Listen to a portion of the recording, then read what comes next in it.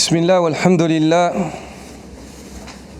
والصلاة والسلام على أشرف خلق الله محمد بن عبد الله صلى الله عليه وآله وصحبه وسلم تسليما كثيرا أما بعد.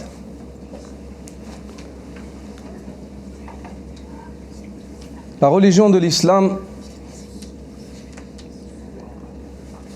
comprend deux sens. Elle englobe deux sens. Un sens général et universel.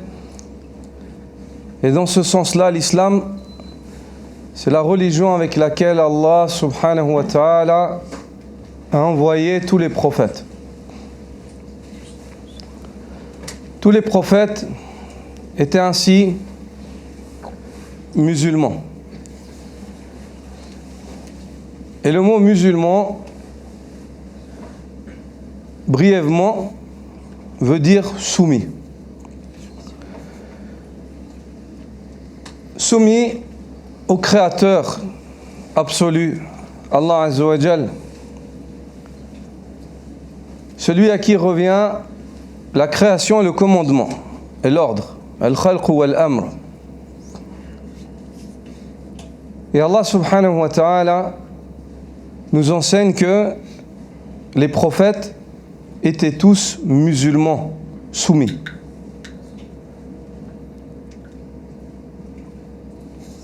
Ibrahim, Abraham, Nuh, Noé, Moussa, Moïse, Suleiman, Salomon, Daoud, David, Isa, Jésus, fils de Marie, ils étaient tous soumis au Créateur.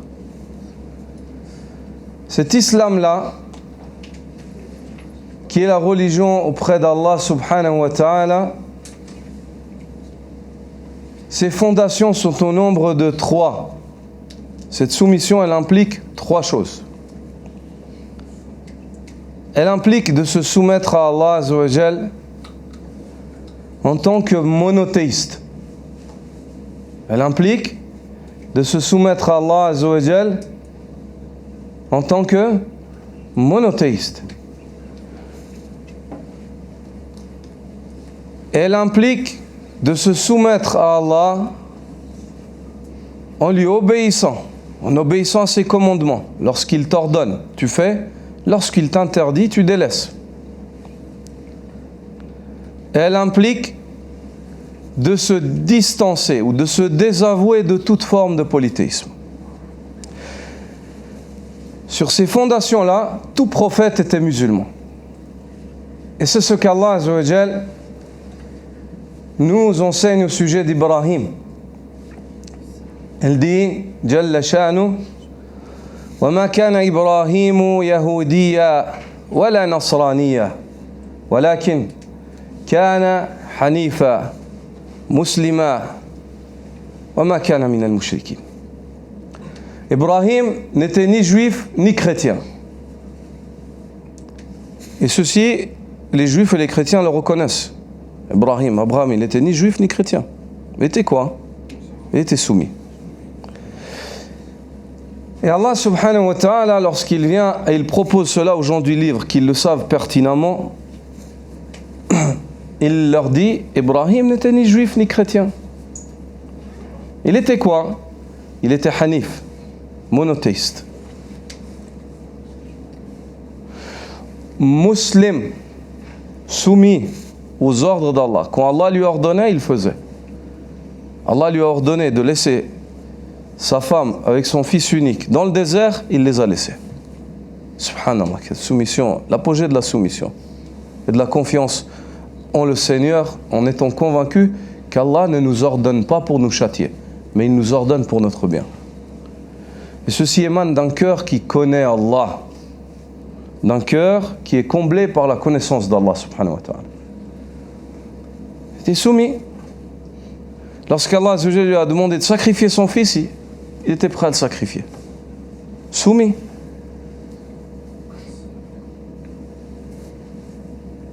et il n'était pas du nombre des polythéistes, il s'est distancé de l'idolâtrie et des idoles.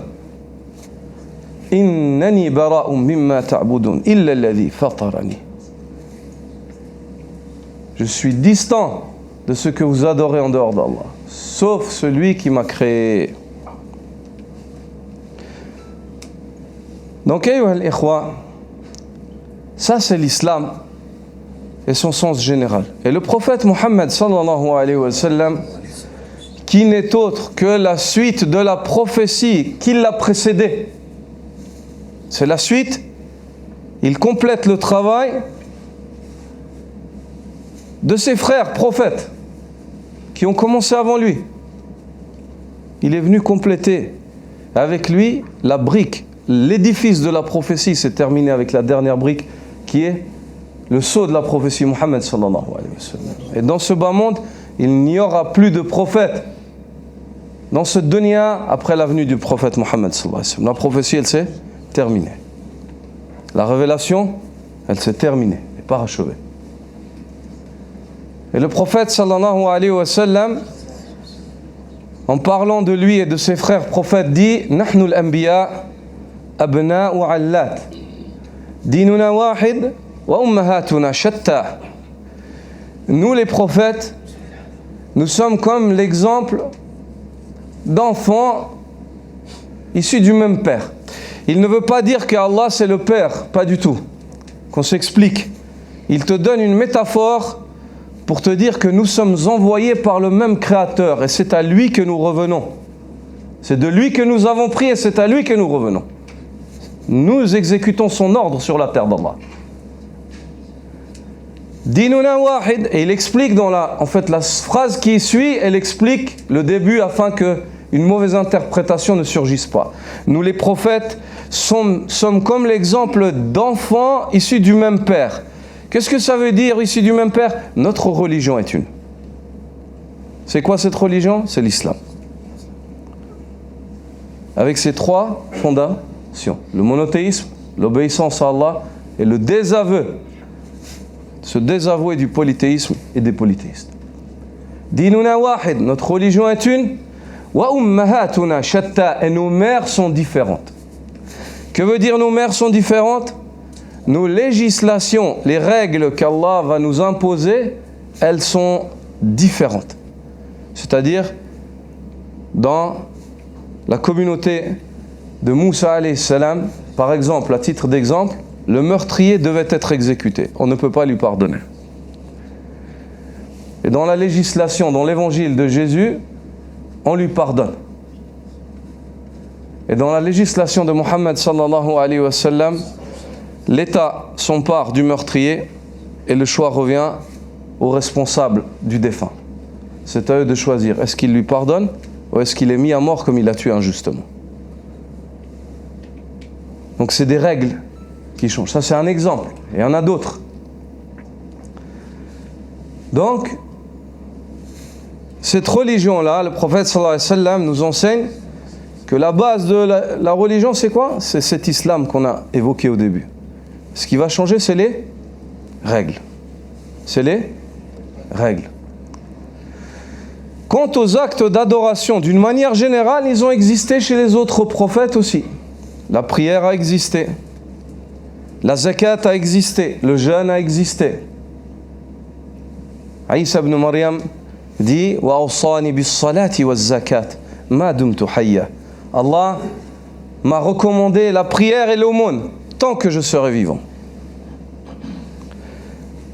Wadhkur fil kitabi Ismaïl. Allah Azza wa Jalla évoque Ismaïl, pareil.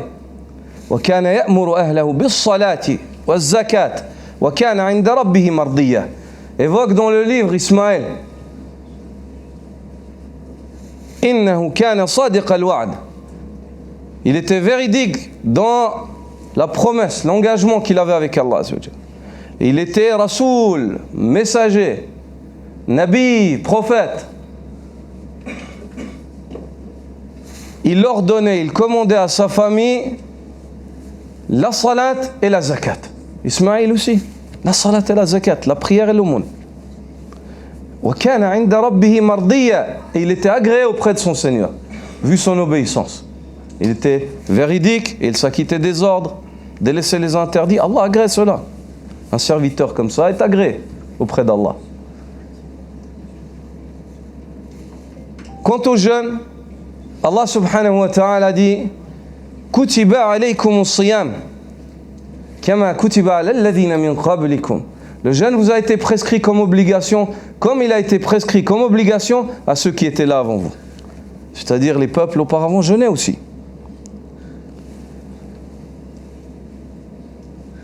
Ibrahim alayhi salam, Allah azza wa jal dit, lorsque Ibrahim a bâti la Kaaba, Allah l'a ordonné d'appeler les gens pour le Hajj.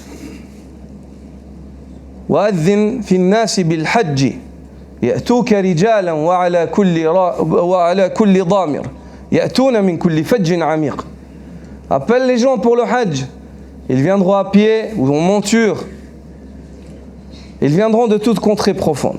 Le Hajj existait, le pèlerinage existait. L'histoire de la religion dans l'humanité, la réelle histoire de la religion, ce n'est pas une hérésie, ce n'est pas une illusion, c'est une réalité. Ça, c'est la religion qu'Allah a agréée pour l'humanité, c'est l'islam.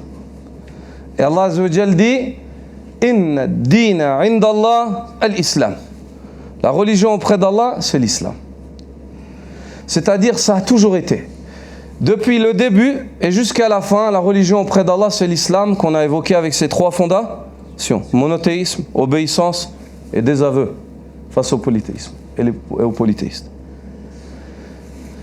Et à l'heure actuelle, l'islam précis, et là on vient au sens précis de l'islam, c'est ça qu'Allah agrée de l'humanité.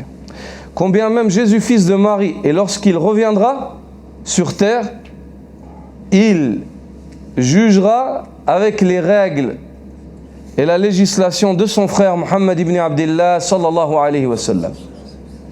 Il jugera avec les règles et la législation qui a été révélée à son frère Muhammad sallallahu alayhi wa sallam.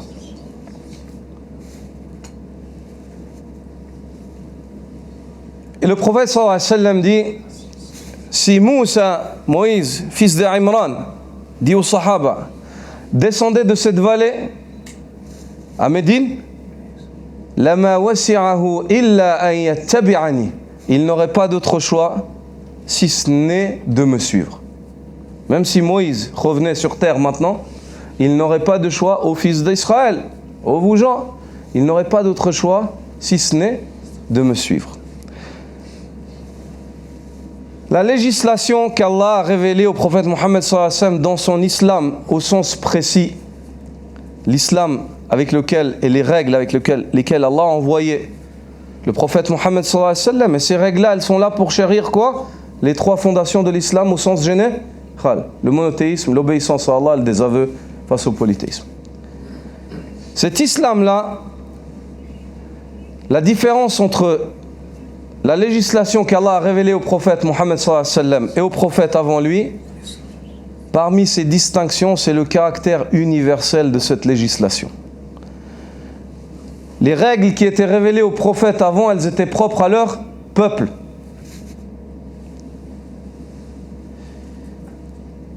Quant à la législation qu'Allah a révélée au prophète Mohammed sallallahu alayhi wa sallam, c'est une législation universelle qui est faite pour l'humanité.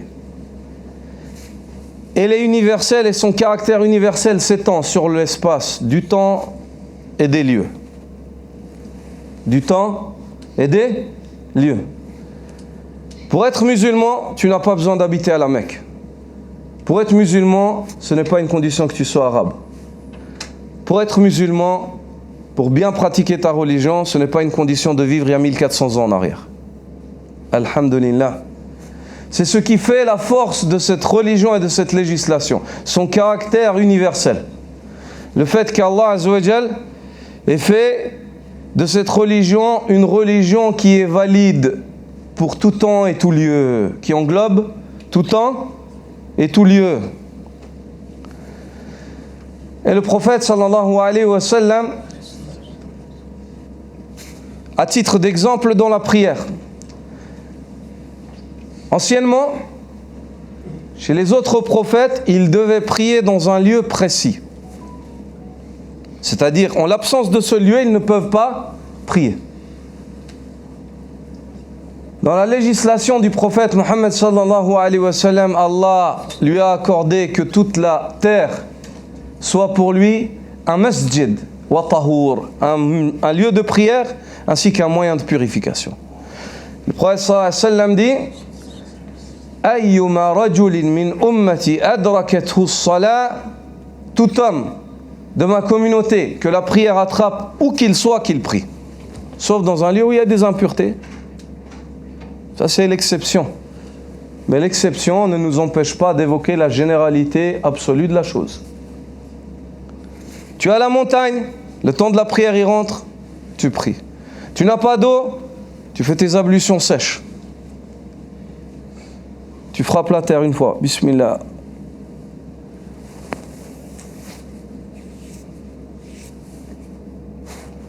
Et t'es en ablution. Jusqu'à quand? Jusqu'à l'entrée de la prochaine prière. La ilaha illallah.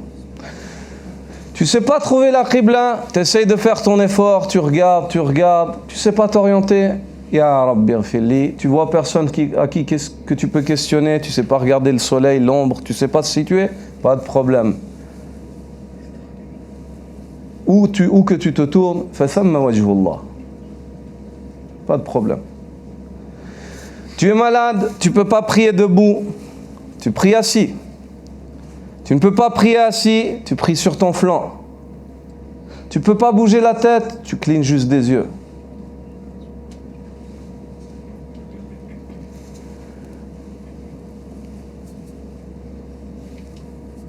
Tu ne sais pas lire Surat al-Fatiha, tu tiens un papier. Si tu n'arrives même pas à apprendre, que c'est trop compliqué pour toi, que tu n'arrives vraiment pas, tu fais le tasbih, le tahlil durant la prière. Subhanallah, alhamdulillah, wa la ilaha illallah, Allahu akbar, subhanallah, alhamdulillah. Tu ne délaisses pas la prière. C'est ça l'essentiel. Tu voyages, tu rassembles les prières et tu les raccourcis. Alhamdulillah. La zakat, une fois par année, sur de l'argent qui a passé, s'est écoulé 12 mois lunaires, tu enlèves 2,5% et tu le donnes aux besogneux. 2,5% que tu donnes aux besogneux. Par ce don-là, tu obtiens deux bénéfices. Le mot zakat a deux sens dans la langue arabe, la purification et l'augmentation. Az-zakat, at-tathir wa an-numu, dans la langue arabe. Purification et l'augmentation.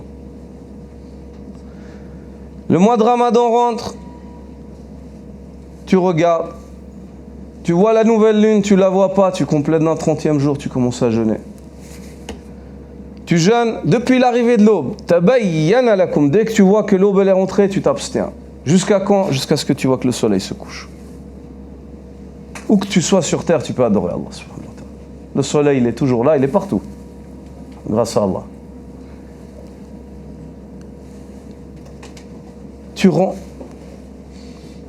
Tu es malade d'une maladie aiguë, tu rends, tu rattraperas cette journée plus tard.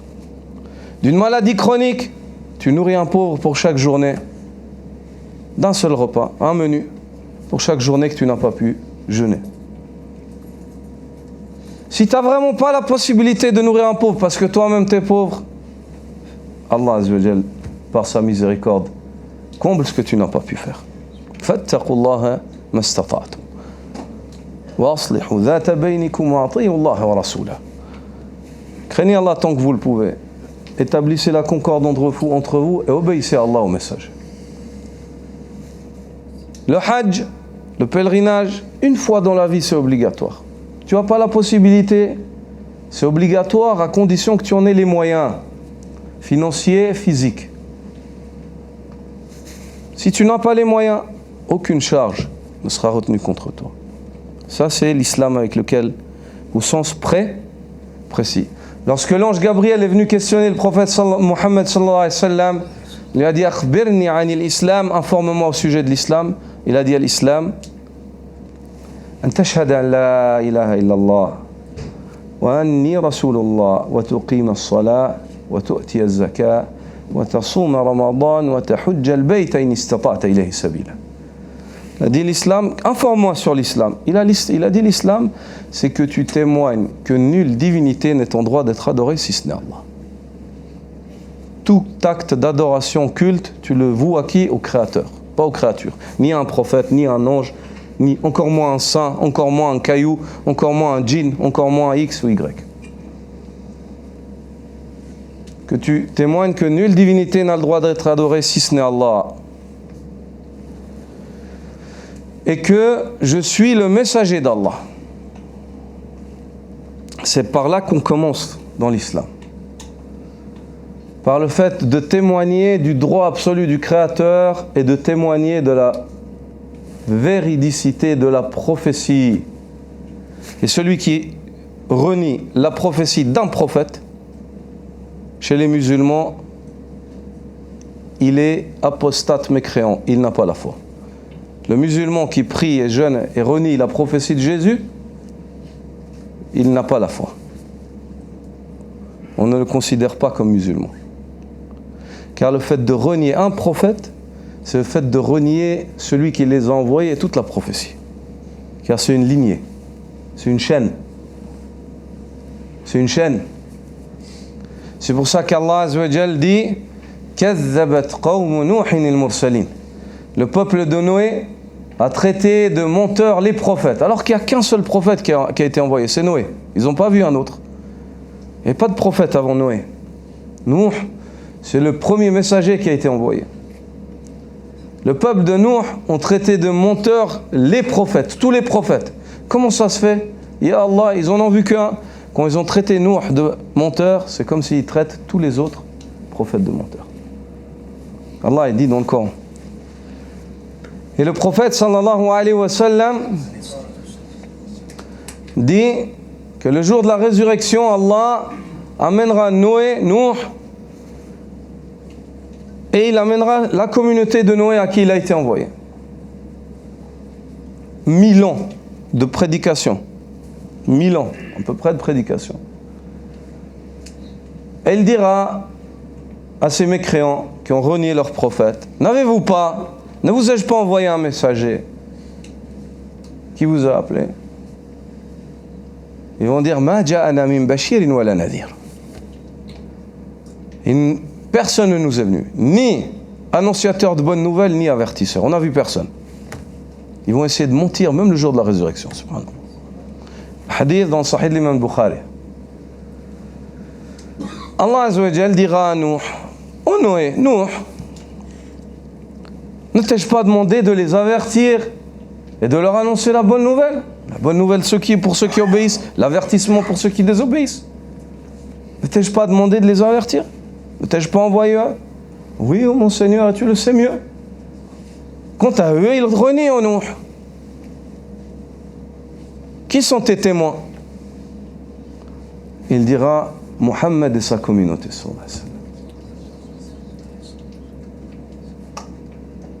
Les musulmans seront les témoins en faveur de Noé, parce qu'ils ont eu la foi. Alors que les gens qui ont vécu à son époque et l'ont renié, ils le renient même le jour de la résurrection. Et le prophète sallallahu alayhi wa sallam, à ce moment-là, a lu la parole d'Allah وَكَذَلِكَ جَعَلْنَاكُمْ أُمَّةً وَسَطًا لِتَكُونُوا شُهَدَاءَ عَلَى النَّاسِ. C'est ainsi que nous fîmes de vous une communauté du juste milieu pour que vous soyez témoins sur les gens. Antum shuhada'ullah. Vous êtes les témoins d'Allah subhanahu wa ta'ala. Donc l'islam, le prophète sallallahu alayhi wa sallam lui dit, c'est que tu dises la ilaha illallah, nulle divinité n'a le droit d'être adorée si ce n'est Allah, et que Muhammad est le messager d'Allah. Wa tuqim as-salah, et que tu accomplisses la prière. Wa tu'ti az-zakah, et que tu donnes l'aumône. Wa tasum Ramadan, et que tu jeûnes le mois de Ramadan. Wa tahujja al-bayt in istata'ta ilayhi sabila, et que tu visites la maison sacrée, tu fasses le pèlerinage si tu en as la capacité. Qala sadaqt. L'ange a dit au prophète sallallahu alayhi wa sallam, tu dis la vérité. Jibril, Gabriel est venu sous la forme humaine pour enseigner aux compagnons du prophète Mohammed sallallahu alayhi wa sallam et à la communauté, à l'humanité, ce qu'est l'islam.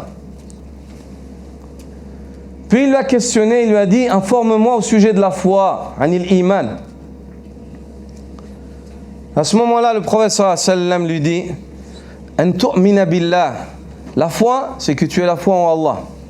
Wa malaikati, en ses anges. Wa kutubi, en ses livres.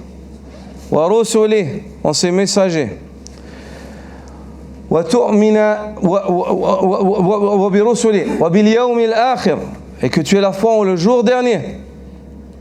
Wa bil qadar khayrihi wa sharri, et que tu aies la foi en le destin, qu'il soit bon ou mauvais. Qala sadaqt, il a dit tu dis vrai. Donc la foi, et regardez la chronologie dans laquelle ce hadith vient nous présenter la foi. Depuis Allah, ensuite les anges ils viennent avec des livres, donc les livres, puis les livres ils vont vers qui? Vers les messagers. Et dans ces livres-là, on nous avertit pourquoi le jour dernier, à se préparer pour ce jour immense. Et puis, ensuite, la foi dans le destin, bon ou mauvais. Patiente, c'est là où tu montres si tu es croyant ou pas. C'est facile d'être croyant quand tout va bien. Il faut montrer de la foi quand les choses elles deviennent difficiles, quand il y a les épreuves. C'est là où on voit la foi de l'homme. C'est là où se révèle la foi de l'homme. Puis ensuite, il l'a questionné, il a dit Akhbirni anil ihsan, informe-moi au sujet de la bonté pieuse ou de l'excellence. Quand est-ce que l'homme il atteint le degré de perfection humaine? Il a dit An ta'budallah ka'annaka tarah. C'est le fait que tu adores Allah comme si tu le voyais. Fa in lam takun tarahu fa innahu yarak. Et si tu ne le vois pas, c'est de te rappeler que lui te voit. Donc, ce qui vient d'être évoqué de la religion apparente, qui est l'islam, avec ses piliers, prière, son apparent, ainsi que le côté de la religion interne, qui est la conviction en Allah, en ses anges et en ses livres, tout ça, il faut l'englober dans quoi? Il faut l'englober dans l'enveloppe du fait de te rappeler qu'Allah te voit au minimum, qu'Allah voit ton cœur, Allah voit tes membres, Allah entend ce qui émane de toi. Et le mieux, c'est le fait que tous ces actes et ces convictions, chaque fois que tu les mets en pratique, où ils surgissent comme si tu étais devant Allah. Ils surgissent comme si tu étais devant Allah Azza wa Jal, comme si tu le voyais. Et ça, c'est le plus haut degré de la religion. Ça, c'est le plus haut degré que l'homme peut atteindre en matière de foi et de religiosité. Et de religiosité. Donc ça, ayyuha al-ikhwa, ça c'est l'islam au sens précis. Ça c'est l'islam au sens précis avec lequel Allah Azza wa Jalla a envoyé le prophète Muhammad sallallahu alayhi wa alihi wa sahbihi wa sallam. Donc on révise brièvement. L'islam au sens large, c'est quoi?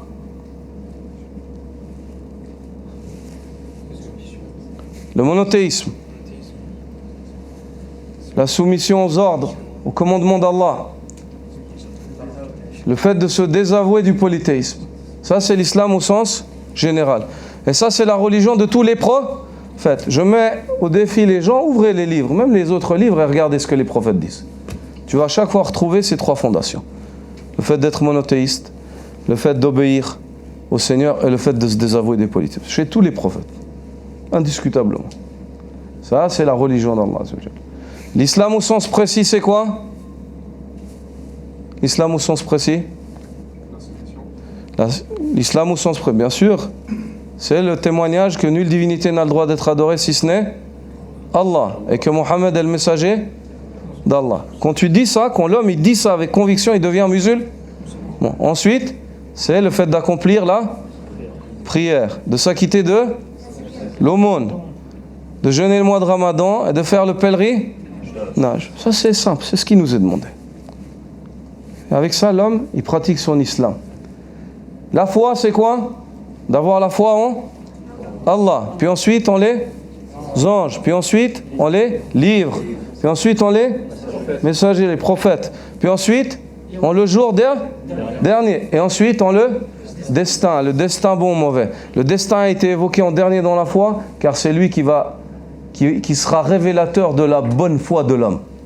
Plus l'homme s'accroche au destin bon ou mauvais, il a la foi, il se soumet au destin, à l'ordre d'Allah, plus il est bien dans sa foi, il est solide dans son iman. Il est solide dans son iman. Et l'apogée, le plus haut degré dans la religion, c'est quoi? C'est l'excès? Non, c'est l'ihsan. Et c'est quoi? Le fait d'adorer Allah comme si tu le vois.